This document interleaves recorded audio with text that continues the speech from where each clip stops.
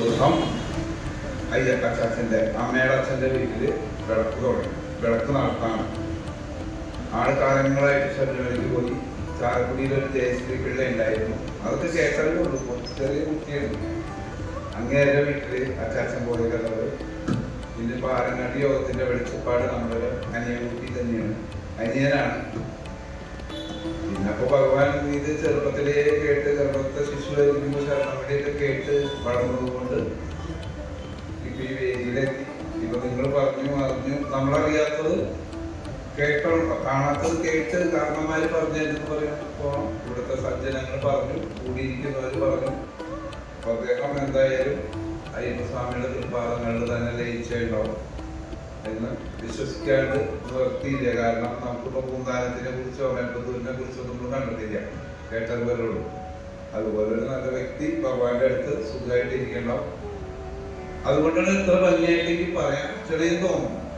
ഞാൻ എന്ത് പറയും, ഒന്നിട്ട് പറയാ, എന്തെങ്കിലും പറഞ്ഞിരിക്കണം എന്ന് വിചാരിച്ചാണ് വന്നത്. അപ്പൊ അദ്ദേഹത്തിന്റെ ഒരു അനുഗ്രഹം കൂടി കിട്ടിയ കാരണമാണ് ഇതുപോലെ പറയാൻ പറ്റുന്നത്. അല്ലെങ്കിൽ തപ്പിത്തറഞ്ഞിപ്പോ കലാപവും മനുഷ്യാനുസ്മരണത്തിനായാലും ഭരണ ഫൗണ്ടേഷനായാലും അവിടെ ചെറിയ അമ്പലങ്ങളിൽ ഞങ്ങളുടെ നാട്ടിലുള്ള അമ്പലത്തിൽ പറയാൻ പറഞ്ഞിട്ടായാലും 26 ആളുകൾ മതി.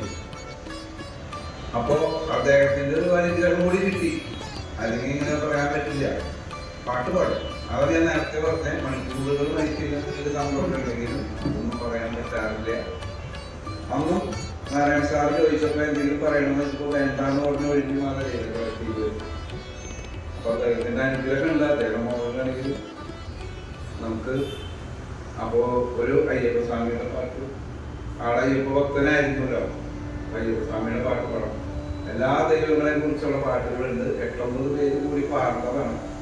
അപ്പോ ഞങ്ങളുടെ അവസ്ഥയിൽ ഇനിയിപ്പോ തിങ്കളാഴ്ച വൈകുന്നേരം കിടന്നുറങ്ങാൻ പറ്റും.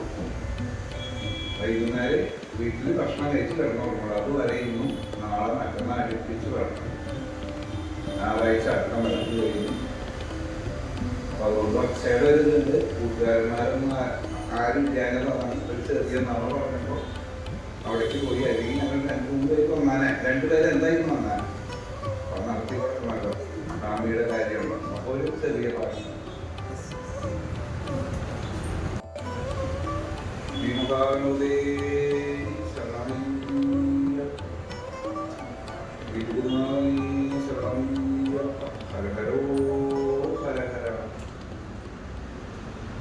ശരണമയ്യപ്പ സ്വാമി.